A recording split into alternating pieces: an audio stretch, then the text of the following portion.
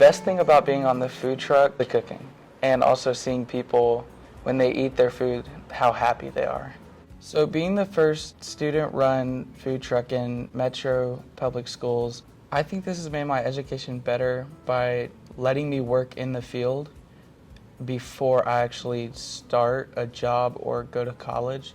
It gives me better knowledge of what I want to do. It's amazing to watch these kids grow. I break up the team, so it's not always the same team that's going out on the food truck. So they have to learn how to work together.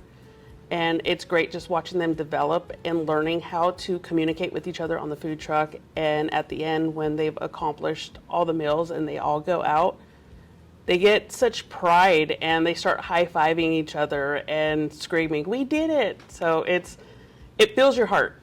So for us to be the first food truck in Metro Nashville it's a great honor, and I am happy that they chose us to be able to do that. It changes the program, it changes the dynamic.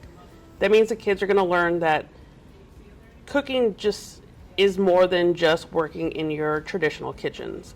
Future plans, we're definitely going to go out to the community. We want to let these kids be a face for McGavock, but also feel pride to serve the community.